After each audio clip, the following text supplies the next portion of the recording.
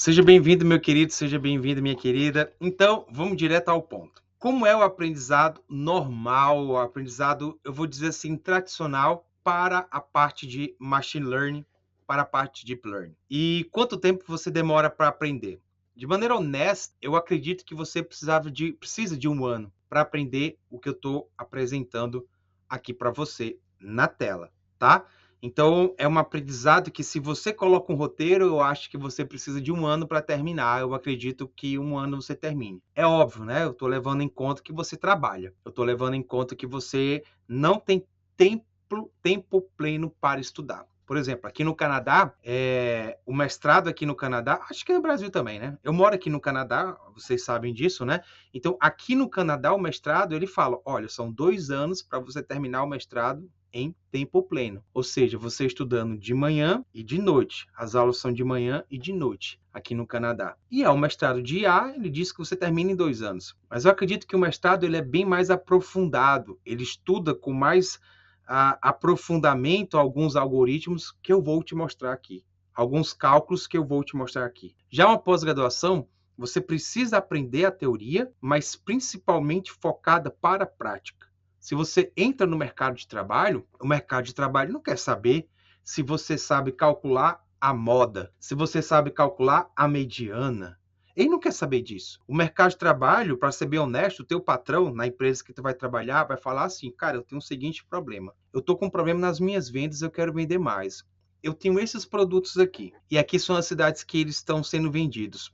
Dê um jeito, cria aí um modelo aonde ele diga qual o produto que vende melhor e em qual cidade esse produto vende melhor. Por exemplo, eu vendo em Fortaleza água de coco e eu vendo em São Paulo açaí, sendo que porque na cabeça do gestor é melhor vender água de coco num país, aliás, num estado que é mais quente do que vender talvez em São Paulo, onde o pessoal gosta mais de sair à noite, onde o lazer do pessoal de São Paulo é mais restaurante.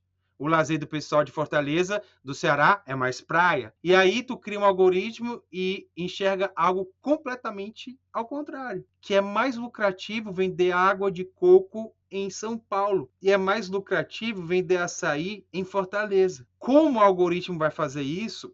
Ele não quer saber se você usou o desvio padrão, se você usou distribuição, se você trabalhou sei lá, se trabalhou com a nova, se trabalhou com ADA, não interessa, ele quer só a resposta. Consegue entender? Então é isso aqui que a gente vai discutir, é isso que você vai aprender na pós-graduação, resolver problemas, tá? Do sentido prático. Guardou essa informação?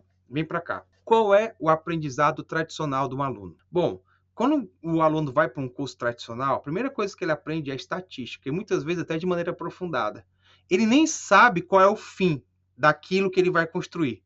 O professor não explica qual o fim daquilo que ele vai construir. O professor explica o que é mediana, o que é moda. Vamos estudar agora desvio padrão. Então tem muita matemática envolvida e isso já desestimula o aluno, porque ele nem sabe, na verdade, estatística, né? Ele nem sabe por que ele está estudando aquilo. Neste curso eu vou te mostrar o porquê que tu está estudando isso. Tudo bem?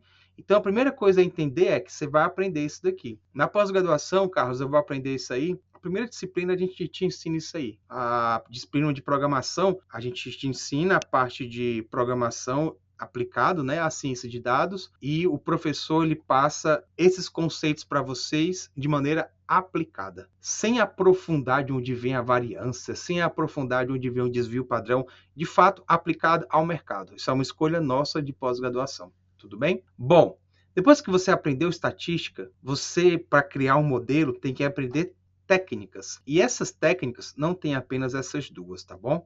Mas essas técnicas são técnicas para resolver problemas. Por exemplo, a técnica de classificação, ela resolve um problema de classificar. Ah, Carlos, não entendi. Vamos entender aqui. A técnica de classificação tem por missão classificar os teus dados para saber, por exemplo, qual é. Geralmente é vendas. O que o patrão quer é vender, né? Para saber vendas. Então você tem as técnicas de classificação e as técnicas de agrupar. Guarda essa técnica, porque depois você vai avançando para algoritmos de machine learning. Pronto. Agora aqui a gente começa a coisa mais séria. Preste atenção. Na parte de algoritmo, aqui é um programador desenvolver uma biblioteca que já vai fazer tudo isso aqui, ó, técnicas e estatísticas para você. Por exemplo, um algoritmo de regressão linear. Esse é o clássico algoritmo. Qual o problema que eu resolvo usando o algoritmo de regressão linear, Carlos? Bom, aonde você vai usar?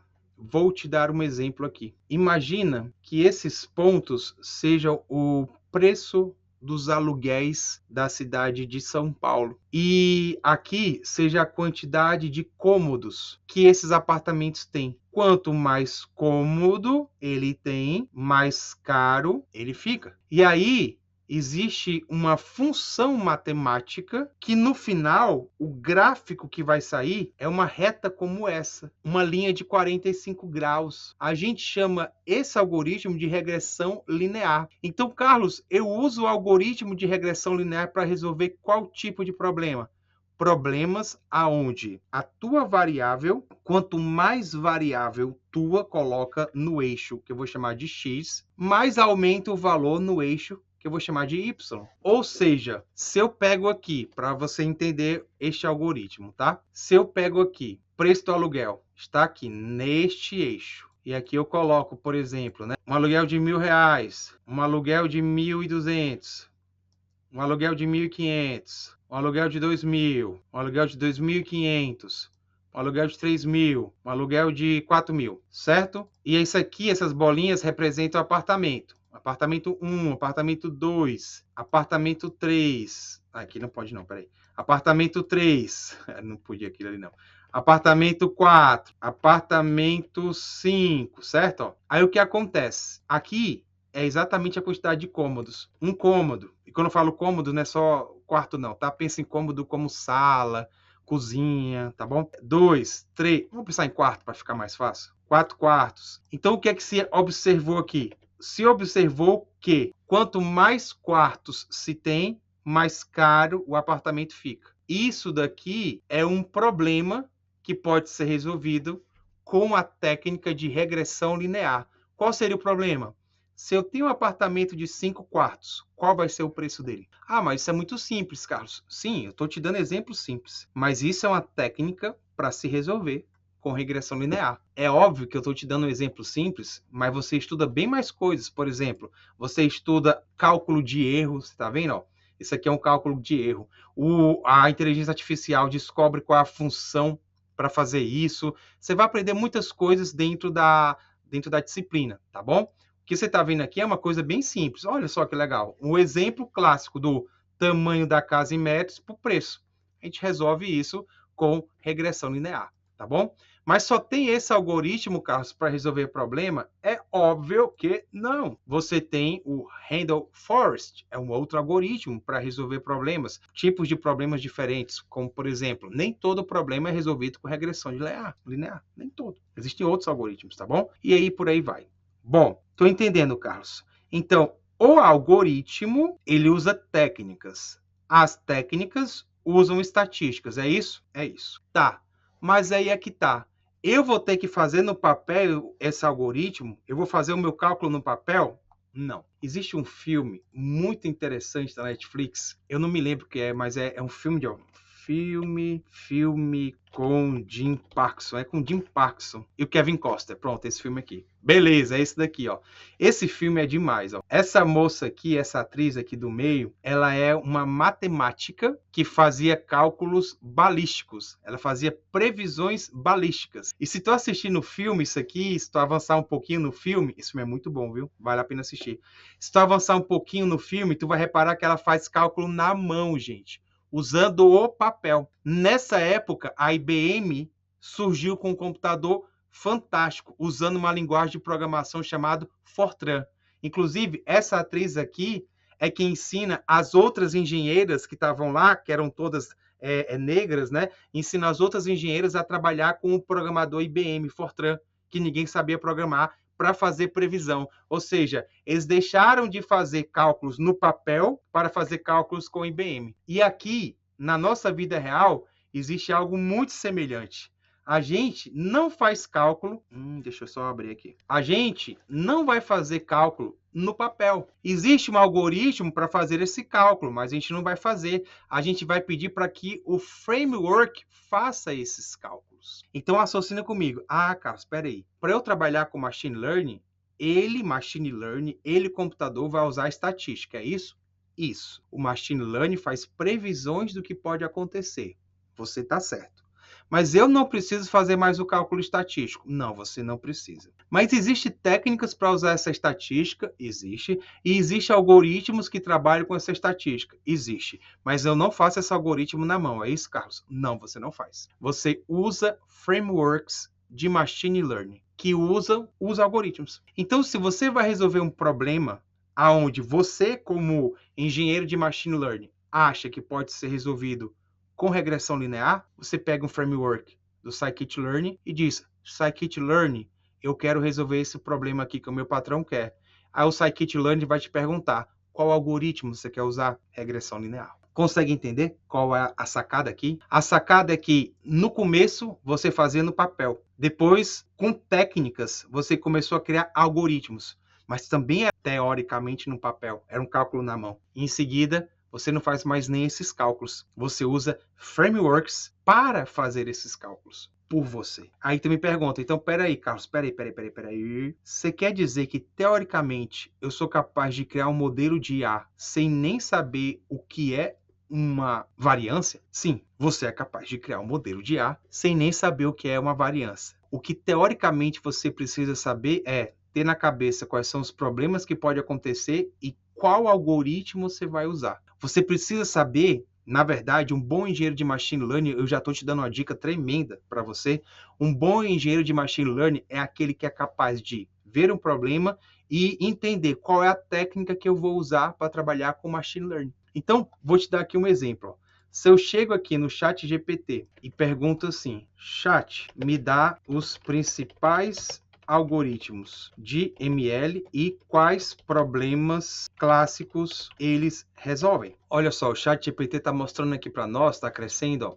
E aí, repara, ó, ele, inclusive, você vai aprender isso aqui na cadeira de aprendizado de máquina, tá? Só abrir aqui de novo, não sei porque que eu fechei, não deveria ter fechado. Mas na cadeira de aprendizado de máquina, por exemplo, ó, você vai aprender o que é esse tal de aprendizado supervisionado, que é uma categoria de aprendizado não supervisionado, semi-supervisionado e por reforço. E aí você vai aprender os algoritmos, como regressão linear, regressão logística e isso que vocês estão vendo aqui. Então, repara, ó, eu perguntei assim, GPT, me dá aí todos os algoritmos, todos não, né? Os principais algoritmos que a gente tem.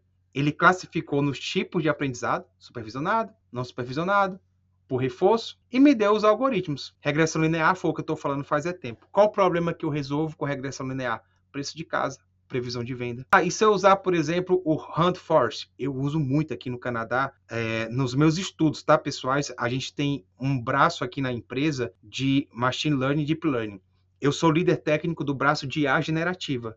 Então, a gente acaba pegando ideias e vice-versa. Então, aqui a gente usa muito o Hunt Force. A gente detecta fraude, diagnóstico médico. O que é isso, Carlos? A gente trabalha muito com o mercado financeiro. Então, a gente usa muito esse algoritmo para fazer uma detecção de padrão de bolsa de valores, por exemplo. Então, o Hunt Force é muito utilizado para isso.